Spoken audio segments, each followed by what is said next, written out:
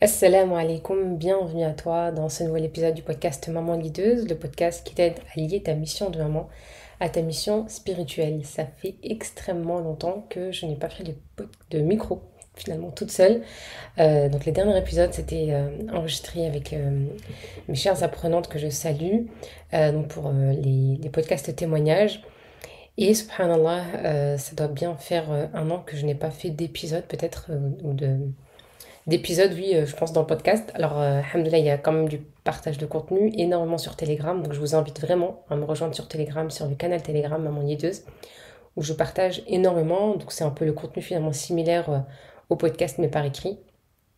Donc, je vous invite vraiment à nous rejoindre pour pouvoir continuer à recevoir finalement des outils et des conseils qui vous permettent de fusionner votre parentalité à votre spiritualité, mais aussi des conseils liés principalement à la spiritualité, à l'éveil et à la prise de conscience.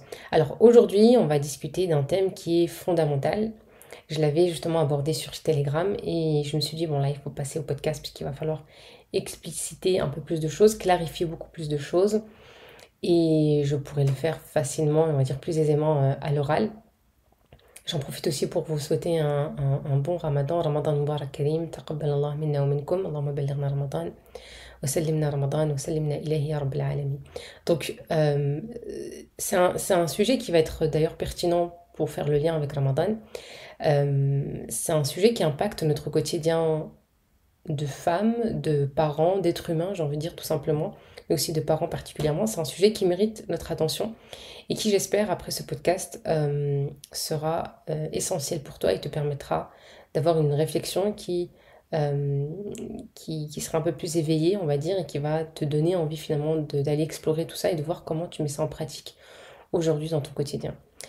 C'est une réflexion qui touche à l'essence un peu de notre rôle de parents et à notre approche de l'éducation. Le besoin, les besoins vs les désirs. Une réflexion qui est essentielle aujourd'hui, comprendre la différence entre besoin et désir. J'avais posé la question sur le canal Telegram, est-ce que vous vous sentez plus épuisé à répondre, est-ce qui vous épuise le plus, pardon, c'est le besoin de l'enfant, répondre aux besoins de vos enfants, ou c'est plutôt répondre aux désirs de vos enfants? Alors, si ce podcast, ce sujet t'intéresse, tu es au bon endroit, donc je te dis à tout de suite pour commencer notre podcast. Bismillah.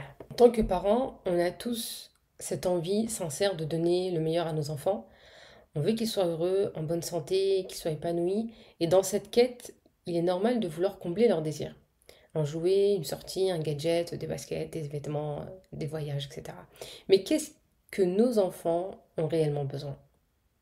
Aujourd'hui, on va réfléchir à cette distinction qui est vraiment importante entre besoin et désir. Vous pouvez prendre des notes. Les désirs, ils apportent une satisfaction immédiate. De toute façon, le terme, voilà, ça coule de source finalement. C'est presque clair pour tout le monde dans la définition, dans l'étymologie. Mais c'est vrai que quand on passe à l'action, on se perd finalement dans cette distinction-là. Donc le désir, il apporte une satisfaction qui est immédiate, tandis que le besoin, qui est un besoin émotionnel, spirituel aussi, ils nourrissent l'âme, l'être en fait, pour la vie. Et bien souvent, en comblant des désirs matériels, on oublie de nourrir des besoins essentiels de nos enfants. Et dans cet épisode, je souhaite t'expliquer pourquoi il est important de faire cette différence, comment ça peut avoir un impact direct sur le bien-être émotionnel et spirituel de tes enfants, aussi sur le tien bien évidemment, et pourquoi parfois, nous parents, on s'épuise à répondre aux désirs en négligeant ce qui est vraiment fondamental pour nos enfants. Je pars bien évidemment d'un constat qui est réel, c'est-à-dire que je, je, euh, je peux dire que 90% des problèmes que vous rencontrez peut-être avec vos enfants sont liés à cette problématique-là. Au fait qu'on peut distinguer le besoin et le désir comme ça, si on vous demande de nous l'expliquer, tout le monde est capable de l'expliquer. Mais si on revient et si on se pose la question de qu'est-ce qui t'épuise le plus, souvent c'est répondre aux désirs de nos enfants. On passe notre journée, nos vies, euh, notre jeunesse à surtout combler souvent des désirs beaucoup plus que des besoins. Et ce qui crée cette carence, ces failles, ce fossé entre nous et nos enfants et les relations qui sont en train de se creuser, c'est souvent qu'on a passé énormément de temps à combler les désirs. Donc en tant que parent, notre instinct, il est de vouloir le meilleur pour nos enfants. On veut leur offrir ce qui leur plaît, les rendre heureux, en comblant leurs attentes. Et que ce soit un nouveau gadget, un jouet ou une sortie ou même des expériences, mais au fond, est-ce que c'est vraiment ce dont ils ont besoin et ce dont nous aussi nous avons besoin de donner en tant que parents? Les désirs, ils sont souvent superficiels. Ils peuvent nous faire courir après des choses matérielles, plus de jouets, plus de technologie dernier cri, des expériences à tout va, etc. Et ça, c'est valable pour nous en tant qu'adultes. Qu'est-ce qui nous anime le plus? Est-ce qu'on cherche surtout à combler nos désirs et donc on cherche toujours à être dans ce superficiel de les nouveaux robots, les nouvelles maisons, les nouvelles décos, les nouvelles tendances, les nouveaux voyages, les nouvelles destinations. Et on est toujours dans ce ressenti d'être une coquille vide, toujours d'être en quête de chercher un bien-être, d'aller mieux, de gagner plus d'argent pour pouvoir faire plus de choses et d'être bien et d'être indépendante financièrement et de pouvoir vivre dans un autre pays, etc., etc., et d'avoir une nouvelle routine, mais finalement d'être dans une coquille qui est vraiment vide et qui est plus en train de combler nos désirs. Il faut se dire que l'âme, elle est gourmande. Si on lui donne, elle en demandera plus. Donc, les besoins fondamentaux, ceux qui nourrissent véritablement notre bien-être émotionnel et spirituel, sont bien souvent relégués au second plan, que ce soit pour nous ou pour nos enfants. C'est pour ça je vois énormément de mamans, de parents qui sont éreintés, épuisés, vidés parce qu'ils passent énormément de temps à combler les désirs de leurs enfants. Et quand on arrive à un certain âge, notamment à l'adolescence, on voit ce retour sur investissement finalement qui n'est pas si rentable que ça. On se dit mais j'ai sacrifié ma vie pour lui, j'ai toujours été là, j'ai travaillé pour lui payer ça, pour lui donner ça. Et aujourd'hui il y a un ressentiment d'ingratitude, d'insatisfaction, d'enfants gâtés et de parents et d'enfants qui n'ont pas l'impression qu'on leur a tout donné finalement. Parce que, étant donné qu'eux aussi ils se sentent toujours vides, une absence, ça peut être une absence physique, ça peut être une absence émotionnelle qu'ils ont ressentie de notre part. Et donc, on leur a donné, on peut leur dire oui, mais moi je t'avais acheté ça, je t'avais donné ça, oui, mais au fond d'eux, ils savent que ils sont en carence, ils manquent de présence, ils manquent de soutien, ils manquent de sécurité, ils manquent de confiance, ils manquent d'estime. Et donc, ça vient forcément, à leur tour, ils viennent remettre la charge et remettre la responsabilité sur nous pour nous dire non mais là moi j'ai manqué de ça, j'ai manqué de ça, j'ai manqué de ça, combien même j'ai eu ça, j'ai eu ça, j'ai eu ça. Et donc ça peut créer cette déception de la part de l'enfant, de la part du parent vis-à-vis de son enfant. Donc moi j'observe régulièrement des parents qui sont épuisés par leur quotidien, qui se sacrifient sur tous les plans, physiques, financiers, émotionnels, pour répondre aux désirs matériels de leurs enfants. Et ils s'épuisent à répondre à ces attentes externes, pensant que cela les rendra heureux, mais au prix de leur propre énergie, de leur propre temps et parfois même de leur propre paix intérieure. Le problème, c'est qu'en cherchant à combler les désirs matériels de nos enfants, on néglige souvent leurs besoins émotionnels et affectifs. Et le besoin d'être écouté, le besoin de se sentir aimé, le besoin de se sentir respecté, de recevoir un accompagnement parental, émotionnel, sincère. Et c'est là que le piège se trouve. Pourquoi ce déséquilibre, il est dangereux? Pourquoi j'aimerais vous alerter sur ça? Parce que si vous prenez vraiment conscience juste aujourd'hui de dire attends, dans la journée, je passe plus de temps à combler les désirs ou les besoins, vous allez voir que ça peut changer énormément la donne et ça peut vraiment, je le dis et je le répète, ça peut régler peut-être 90% de vos problèmes. Lorsque nous comblons les désirs sans nourrir les besoins fondamentaux, nous créons un vide émotionnel. Et, et on le sait, on l'a vécu pour beaucoup d'entre nous en tant qu'adultes. Et souvent, c'est ce qui fait que il y a beaucoup d'adultes qui me disent, moi, mes parents, j'ai manqué peut-être de matériel avec eux, de situations financières qui étaient compliquées, mais j'avais une mère qui était présente, j'avais une mère, quand je rentrais de l'école, elle était là, quand j'avais besoin de quelque chose, elle était là, et en fait, c'est ça qui nous donne cette force, cette confiance, cette estime.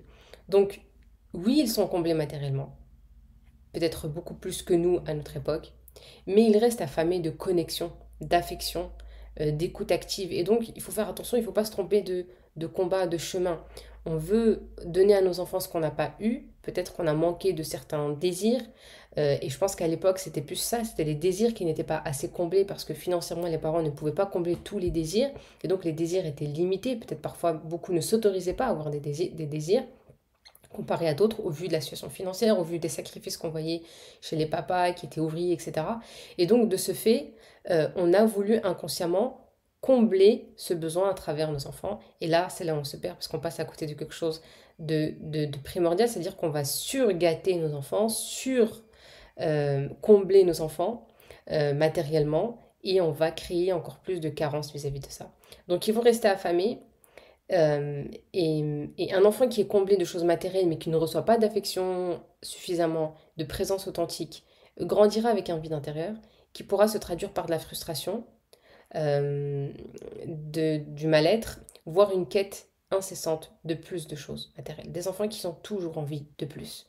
On leur donne le dernier iPhone, ils veulent. Et en fait, nous, en tant que parents, là, moi, je vois hein, les observations, c'est mais ils en veulent jamais, ils en ont jamais assez, ils en veulent toujours plus, ça suffit jamais. Et au final, je reviens voir les mêmes parents, ils ont fini par céder, ils ont fini par lui donner. Oui, mais tu vois, il a eu des bons résultats à l'école. Oui, mais c'est un bon garçon. Oui, mais de toute façon, on travaille. Si on travaille, c'est pour ça. Donc, c'est pour leur faire plaisir. Nous, on va faire quoi avec l'argent? C'est pour eux. De toute façon, c'est pour eux. Et donc, en fait, on va essayer de se rassurer par rapport à ce mode de vie, par rapport à ces choix de vie, et passer encore une fois à côté. Et d'un autre côté, nous parents, on se vide. Il faut en être conscient, c'est-à-dire qu'il y a quelque chose qui se crée aussi en parallèle. On se vide en donnant toujours plus sans jamais répondre à nos propres besoins. Et ce cercle vicieux, il nous conduit à une fatigue émotionnelle qui nous prive de l'énergie qui est nécessaire pour être pleinement présent et disponible pour nos enfants. Donc, nourrir ses besoins, c'est essentiel. Mais nourrir aussi les besoins des enfants va être la suite logique. La solution finalement à ce dilemme, elle réside dans un équilibre qui est sain. On va commencer par prendre soin de nos propres besoins émotionnels, spirituels et physiques. Et donc on va essayer de se poser, de se dire, attends, je passe ma journée à combler mes désirs. Quels sont mes besoins? Ça, c'est un travail qui peut se faire si on peut seul, sinon quand on est accompagné, ça c'est le principal travail qu'on fait nous dans l'accompagnement et qui crée le plus gros changement, c'est de prendre conscience de tes besoins. On a une façon de l'aborder, j'ai une méthodologie pour le faire qui fait qu'on va aborder chaque besoin et on va essayer de comprendre comment on peut le mettre en application, est-ce qu'il est important, est-ce qu'il est essentiel, est-ce qu'il est comblé ou pas. Mais ça peut être déjà une première démarche que tu peux faire seul, te poser, te dire quels sont les besoins qui sont importants pour moi. Si j'ai besoin de spiritualité, il faut que je nourrisse ce besoin de spiritualité par un besoin spirituel, par de la spiritualité, pas en achetant le dernier tapis, pas en achetant la dernière abaya, pas en achetant le dernier tesbih, en étant dans un état spirituel, en essayant de combler vraiment mon besoin spirituel. J'ai besoin de plaisir.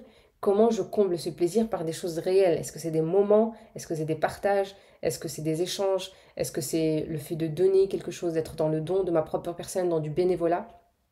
Comment quelles choses me font réellement plaisir? Parce que tout ce qui va être matériel va être éphémère et obsolète finalement. Donc, je n'oublie pas que lorsque je nourris mes besoins intérieurement et en cultivant la paix intérieure, en ayant des moments de ressourcement finalement, en répondant à mes propres besoins affectifs, eh bien, je peux ensuite mieux répondre aux besoins réels de mes enfants. Pourquoi on a plus tendance à aller vers des besoins, à combler des désirs plutôt que des besoins? Parce que le désir, il ne me demande pas réellement d'implication personnelle, d'implication émotionnelle. Tandis que le besoin, combler le besoin de mon enfant, le besoin d'attention de mon enfant, le besoin de sécurité de mon enfant, le besoin d'affection, le besoin d'écoute, me demande un effort émotionnel, psychologique et physique. Il me demande une certaine présence émotionnelle et une certaine présence physique. Alors que le besoin, combler un désir, je peux être absente, je peux lui envoyer un colis, je peux lui déposer un jouet dans sa chambre et aller dans la cuisine. Je peux être sur mon téléphone et le laisser jouer devant moi avec un jeu vidéo. Je peux faire une sortie shopping, lui acheter ses vêtements toute l'après-midi, tourner à droite à gauche et être présente, mais être en train de combler un besoin, un désir, et après me dire bon bah ça lui suffit, et alors qu'on peut passer à côté de beaucoup de choses. Une jeune fille par exemple qui a besoin de parler, qui a besoin de se vider, qui a besoin de raconter ses histoires au collège, etc. Et qui va nous redemander par exemple en soirée un temps, et on va lui dire écoute j'ai passé déjà l'après-midi à faire du shopping avec toi, voilà j'ai claqué 300 € pour toi, je pense que ça suffit. Et quand l'enfant va venir demander quelque chose, est-ce que tu pourrais être avec moi samedi pour une sortie ou autre? Non, non, écoute, j'ai déjà bloqué, on a déjà fait du shopping hier, ça suffit. Donc on va être dans cette illusion de parents qui comblent un besoin chez l'enfant Et en parallèle, l'enfant, il voit qu'on a comblé quelque chose, donc il va se dire, oui, c'est vrai qu'elle m'a fait ça, c'est vrai qu'elle m'a donné ça. Et donc se dire, ok, ça devrait suffire normalement et je devrais me sentir bien avec tout ça. Et c'est ce qui fait qu'on a, notamment quand on voit aujourd'hui des vedettes, des stars, etc., qui disent, ben, j'ai tout, matériellement j'ai tout. Mais en fait, au fond de moi, j'ai l'impression de rien avoir, d'être vide. Donc ça nous explique bien que on va essayer de, en tant qu'être humain, de se rassurer, de se consoler, de dire ouais en fait ma mère elle m'a fait ça, ma mère elle m'a acheté ça, mon père il travaille toutes les journées, après il me fait ça, il nous a offert un voyage, etc. Donc je devrais être heureux. Et puis les gens ils peuvent lui dire mais pourquoi t'es malheureux, ton père il t'achète tout ce que tu veux, vous avez une maison, vous avez un jardin, vous avez une piscine, qu'est-ce que vous voulez de plus, vous allez en vacances. Ben, je sais pas. Il y a quelque chose qui fait que je ne vais quand même pas bien. Et en fait, c'est parce que je suis en train de... C'est comme si j'essayais de combler, de remplir, je décore la coque, mais l'intérieur de la coque, est vide. Et c'est ce qui explique, en fait, finalement, ces déséquilibres et ces espèces de retournements de situation dans des familles avec des adolescents. Et on se dit, mais pourtant, ça se passait bien. Pourtant, on était bien, on voyageait ensemble, on faisait ça ensemble, je leur ai acheté ça, je leur ai fait ça. Donc, il faut faire attention et c'est ce qui explique. Alors que combler un besoin, émotionnel, affectif, de sécurité, ça va me demander du temps. Quand mon enfant me parle, il faut que je prenne sur moi, il faut que je puisse écouter, il faut que j'apprenne à écouter mon enfant, il faut que je puisse échanger avec lui quand il a besoin d'affection, il faut que je sois disponible pour lui faire un câlin, pour le caresser, pour l'embrasser. Quand il y a un besoin de sécurité, il faut que je trouve les bons mots pour le sécuriser, pour le rassurer, pour lui donner confiance. Quand mon enfant manque d'estime, il faut que j'en ai moi pour pouvoir lui nourrir son estime, pour pouvoir le valoriser, pour pouvoir lui faire des éloges, lui faire des compliments, il faut que je sache en faire. Donc ça me demande beaucoup plus d'implication finalement, beaucoup plus de responsabilité, d'être dans une posture où je comble les besoins. Je pense que là, l'idée, elle est de clarifier tout ça et de vous montrer pourquoi c'est compliqué, pourquoi ça a été compliqué jusqu'à aujourd'hui, pour vous de combler beaucoup plus les désirs que les besoins. Maintenant, il y a encore une fois un lien, bien évidemment, spirituel avec tout ça. Les besoins émotionnels, on l'a dit, demandent une implication profonde et durable. D'accord? Dans le Coran, Allah subhanahu wa ta'ala, il nous met en garde contre l'illusion des désirs. Et il rappelle que la quête incessante de la satisfaction des désirs matériels, elle ne mène qu'à un vide. Allah nous dit dans le Coran, dans Surat Al-Furqan, et ceux qui, lorsqu'ils dépensent, ne sont ni extravagants ni avares, mais suivent un juste milieu entre les deux. Ce verset il nous rappelle que l'excès, que ce soit dans les désirs matériels ou dans les dépenses inutiles, n'est pas la voie de l'équilibre. C'est le juste milieu où les besoins fondamentaux sont satisfaits, c'est le chemin à suivre, la course à l'accumulation des biens. Et c'est pour ça qu'Allah nous dit dans le Coran, et la meilleure provision que vous pouvez avoir, c'est la taqwa. Vous pouvez préparer beaucoup de choses, beaucoup de provisions, mais la meilleure chose qui vous sera utile finalement, c'est votre piété. Donc, la course à l'accumulation des biens matériels, on sait, Allah il nous dit dans le Coran. Donc, l'accumulation, cette course à l'accumulation des biens, au plus, est vaine. Et si elle n'est pas équilibrée par une attention sincère aux besoins spirituels et émotionnels. Et donc, ça nous montre encore une fois que cette distinction, elle est importante parce qu'elle a aussi un impact sur l'éducation spirituelle de vos enfants. Et c'est là où je veux en venir finalement. C'est-à-dire que on met finalement des bâtons dans les roues à nos enfants dans leur chemin spirituel parce qu'on les nourrit de désirs alors que c'est totalement à l'extrême de notre spiritualité. C'est-à-dire que dans notre spiritualité, on a le désir, mais on a un juste milieu, on a une justice, on a un équilibre. Et si nos enfants sont trop drivés, trop animés, trop attirés par les désirs, on les met en difficulté face à leur quête spirituelle. Parce que la quête spirituelle, elle nous amène à justement ce tri, à ce contrôle, à ce jihad nefs entre mes désirs et mes besoins, ce qui est important pour moi, ce qui est essentiel pour moi. Donc on ne leur facilite pas la tâche en fait si on les conditionne, si on les formate dans ce sens-là. La société les formate à la consommation, nous on en rajoute dans notre éducation. Et c'est contraire à leur cheminement spirituel. Et donc, quand ils vont prendre le chemin de leur spiritualité, qui commence dès maintenant, ils vont y trouver des difficultés. Ils n'arriveront pas à laisser des choses pour Allah. Ça va être beaucoup plus compliqué pour eux, sauf celui qu'Allah décide de guider. Mais en tout cas, on sent qu'on ne leur facilite pas la tâche pour rester sur ce terme-là. Donc, on ne transmet pas des compétences qui vont les aider à dresser leur âme, à contrôler leur âme, à orienter leur âme, l'âme qui incite au mal, l'âme qui est attirée par le désir, par la passion. Et donc c'est important de prendre conscience qu'il faut faire attention très tôt à, à ce qui nous épuise aujourd'hui. Est-ce que c'est plus répondre à des besoins ou répondre à des désirs? Donc il y a énormément de versets dans le Coran qui nous enseignent que la satisfaction des désirs matériels, elle doit être faite avec modération. Et Allah subhanahu wa ta'ala dit aux enfants d'Adam, prenez vos parures à chaque mosquée, mangez et buvez, mais ne gaspillez pas, car Allah n'aime pas les gaspilleurs. Se recentrer sur les besoins, euh, se recentrer sur les besoins, c'est une façon finalement de réfléchir encore une fois une distinction entre le besoin et le désir, mais aussi à mettre en place des exercices pratiques. Une fois que vous avez compris ça, normalement le plan d'action change, normalement les actions changent et votre lecture change. Quand vous allez nourrir, pensez qu'il faut nourrir euh, l'âme de nos enfants, la foi de nos enfants. On se souvient que nos besoins ne doivent pas être négligés, que leurs besoins ne doivent pas être négligés, que si nous ne prenons pas soin de nous-mêmes, nous risquons de ne pas être capables d'apporter ce dont nos enfants ont réellement besoin.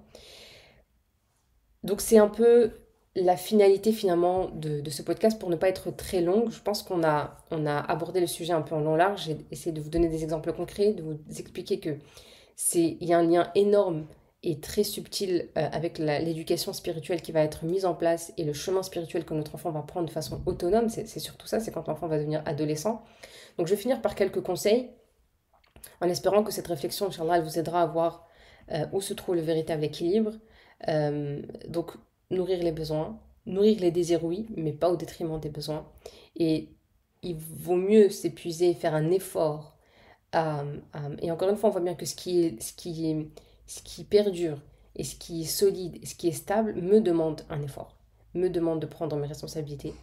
Et déléguer ou répondre à des désirs, finalement, c'est le chemin le plus simple. Même si ça paraît celui qui demande le plus de sacrifices financièrement, etc., qui nous demande de prendre le plus de risques, finalement, c'est pas celui qui mérite de faire le plus d'efforts. Donc, quelques conseils vraiment pratiques pour t'aider à faire ces distinctions dans ton quotidien. L'écoute active et la présence. Passe du temps de qualité avec tes enfants. Écoute-les sans jugement. Et sois présente émotionnellement. J'espère que ça fait écho en toi. La présence émotionnelle, on peut être énormément présent physiquement, c'est-à-dire qu'il y a des mamans qui peuvent être mères au foyer, qui peuvent être présentes H24 avec leurs enfants, mais qui sont absentes émotionnellement. Et ça répond vraiment à un besoin d'être entendu, d'être aimé. Ça comble un réel besoin. Je peux ne pas lui acheter les dernières baskets, je peux avoir des enfants qui n'ont pas de jeux vidéo à la maison, mais s'ils ont des parents présents émotionnellement et physiquement, on va avoir des enfants qui sont équilibrés, euh, qui sont comblés, vraiment comblés. Et des enfants qui sont pas, comment dire, ingrats, des enfants qui sont pas toujours en train de se plaindre, parce qu'il y a quelque chose de réellement comblé, réellement rempli. L'accompagnement spirituel. Ça c'est en gros, en gras, surligné en jaune. Ne laisse pas la spiritualité de côté dans l'éducation de tes enfants. Prends du temps pour leur apprendre les bases de la spiritualité, le sens de la spiritualité, le sens de la prière, les valeurs spirituelles. Et intègre vraiment la spiritualité dans ta vie quotidienne. Prends soin de toi. C'est le dernier parce que c'est censé être le meilleur conseil, c'est de prendre soin de toi. Prends soin de toi, de ta santé spirituelle d'abord, et tout le reste va s'en suivre. Je te dirais pas prends soin de ta santé mentale, ta santé physique. Commence par ça. Et logiquement, si tu prends soin de ta santé spirituelle, Inch'Allah, ta santé mentale ira mieux, et ta santé physique en suivra. En tout cas, c'est tout ce que je te souhaite. Prendre du temps pour te ressourcer te permettra d'être plus disponible et présent pour eux. Donc, n'essaie pas de remplir leur seau si le tien est vide. Remplis le tien. Comme quand on nous donne voilà, les gestes de premier secours dans un avion. On met le masque d'oxygène pour nous et ensuite pour nos enfants et pour les personnes qui sont près de nous. Il en est de même pour ta spiritualité, pour tes besoins. Comble les tiens, apprends à les identifier et pour pouvoir finalement donner ce dont tes enfants ont besoin. En ce mois de Ramadan, on a une opportunité vraiment en or pour redonner du sens à nos actions, à réajuster notre vision de l'éducation. Ramadan n'est pas seulement un mois de jeûne, on le sait, c'est un mois de détachement des futilités et de raccrochage à l'essentiel. C'est un mois qui nous libère de nos passions. Donc c'est vraiment, pour moi, le sujet parfait pour reprendre les podcasts. Ramadan est là pour te libérer de tes désirs. Donc tu sais le faire, tu le fais pendant le Ramadan, donc tu peux le faire et l'intégrer dans ton éducation et tu peux inviter tes enfants à observer l'objectif de Ramadan qui est de nous libérer de nos désirs, de ne pas être esclaves de nos désirs et de nos passions. Donc on va essayer ensemble, vous partagez avec vos enfants, de se concentrer sur les besoins plutôt que d'être esclave et consommateur aveuglés finalement de nos désirs et de nos besoins de consommation. Donc on se le rappelle, Ramadan c'est un mois de détachement des futilités, des désirs et des passions et de raccrochage à l'essentiel. C'est le moment idéal pour revoir nos priorités, nous concentrer sur ce qui est véritablement essentiel, nourrir notre relation avec Allah Azza wa Jal, renforcer nos liens familiaux et offrir à nos enfants, Inch'Allah, ce dont ils ont réellement besoin pour grandir et s'épanouir. Donc on s'engage ensemble à nourrir, Inch'Allah, les besoins émotionnels et spirituels, les nôtres, et puis ceux de nos enfants, tout en prenant soin, Inch'Allah, de notre propre bien-être. Ça nous permettra, Inch'Allah, de créer un équilibre durable, et ce qui aura un impact, bi'idhnillah, bien au-delà de ce mois sacré. C'est le but. Le mois de Ramadan est un tremplin, c'est une transition pour les mois qui nous restent à vivre, Inch'Allah, bi'idhnillah, qu'Allah nous permette d'avoir une vie, Inch'Allah, pleine de baraka, de bonnes actions, Inch'Allah, et toujours en ayant sa satisfaction. J'ai été ravie de reprendre ce podcast-là. J'espère qu'il vous aura été utile, que vous allez l'accueillir avec bienveillance, comme votre habitude, Inch'Allah. N'hésitez pas à me faire part de votre retour, à réserver un appel diagnostic si vous voulez aller plus loin dans la démarche, Inch'Allah. À partager avec vos proches. Ramadan Mubarak Karim. Taqabbal Allah minna wa minkum. Wassalamu alaikum wa rahmatullahi ta'ala wa barakatuh.